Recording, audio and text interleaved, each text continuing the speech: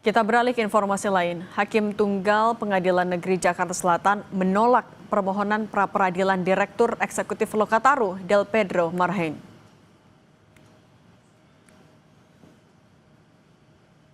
Hakim Pengadilan Negeri Jakarta Selatan menolak gugatan pra-peradilan tersangka penghasutan demo Agustus Del Pedro Marhain.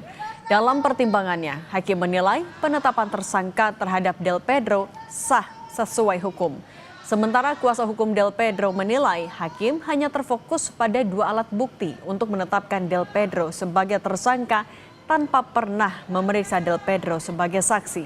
Padahal menurutnya putusan Mahkamah Konstitusi mengharuskan seseorang diperiksa sebagai saksi terlebih dahulu sebelum dijadikan tersangka. Bebaskan kawan kami. Majelis Hakim hanya mempertimbangkan soal bagaimana penyidik memperoleh 2 alat bukti. Namun di dalam permohonan kami sudah jelas kami sampaikan bahwa Del Pedro tidak pernah diperiksa sebagai saksi atau calon tersangka sebagaimana yang sudah disebutkan dalam putusan Mahkamah Konstitusi nomor 21 tahun 2014. Di situ jelas disebutkan bahwa selain penyidik mendapatkan 2 alat bukti, penyidik juga harus memeriksa saksi yang akan ditetapkan sebagai tersangka. Di situ jelas penyebutannya dan. Artinya kalau penyebutannya menggunakan dan, dua-duanya harus digunakan.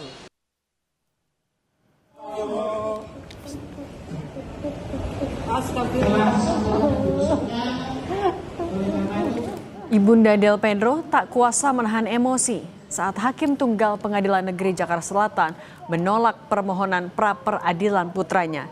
Dalam tangisnya, ibunda aktivis Lokataru itu tak terima anaknya diperlakukan layaknya teroris. Ia menyerukan jika putranya hanya berupaya membela rakyat.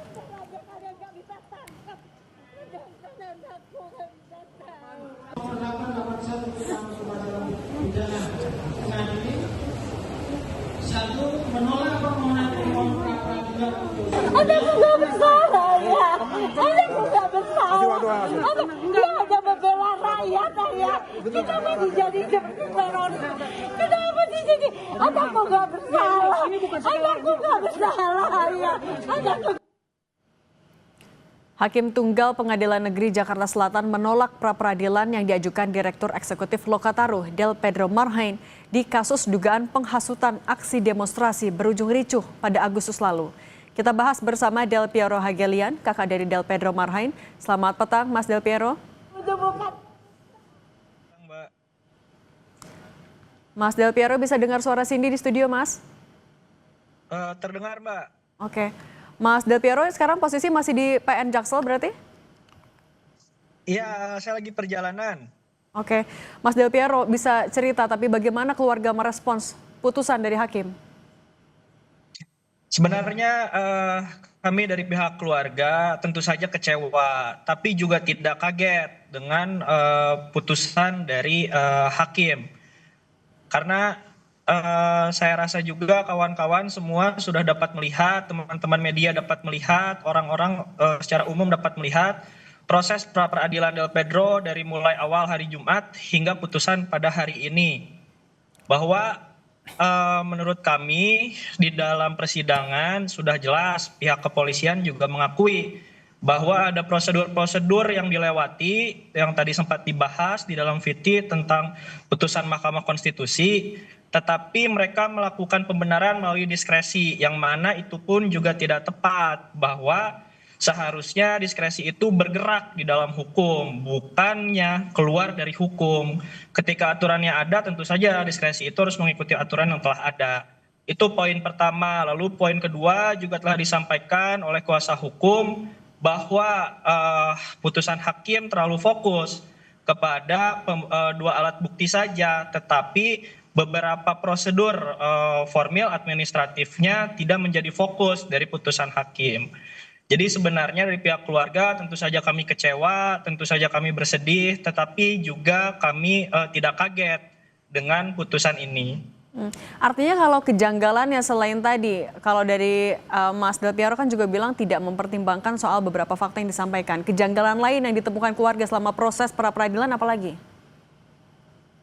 Sebenarnya kalau untuk substantif hal-hal demikian terkait beberapa hal yang sebenarnya telah dibahas dengan dengan saksi ahli, juga di beberapa duplik dan replik, tetapi tidak menjadi bahan atau dasar pertimbangan hakim untuk memutuskan. Hanya soal 2 alat bukti itu saja, itu yang pertama.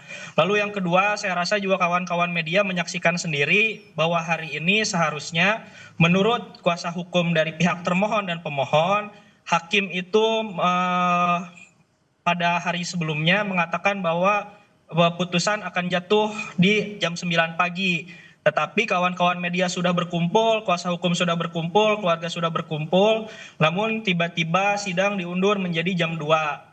Mungkin dalam hal-hal teknis seperti itu untuk substantifnya tadi telah dibahas di awal pembicaraan dan juga disampaikan oleh kuasa hukum di dalam wawancaranya di PN Jakarta Selatan. Ada langkah hukum yang sedang didiskusikan juga antara keluarga Mas Del Pedro dengan kuasa hukum? Ya, untuk langkah selanjutnya kembali lagi kami sebagai keluarga siap mengikuti seluruh proses hukum. Jika ini gugur di pra peradilan, tentu saja nanti jika ada persidangan mengenai pokok perkara, tentu saja kami siap untuk bertarung di situ gitu.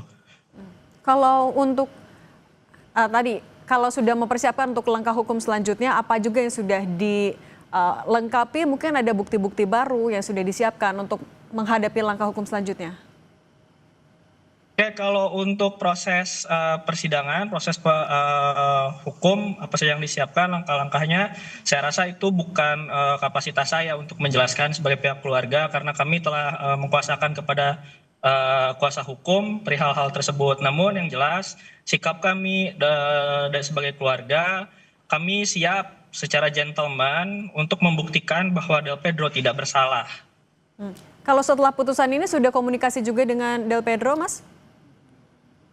Belum, kami belum komunikasi dengan Del Pedro. Cuman secepatnya tentu saja kami ingin berkunjung juga, ingin membicarakan hal ini juga bahwa pra peradilan milik Del Pedro ini ditolak.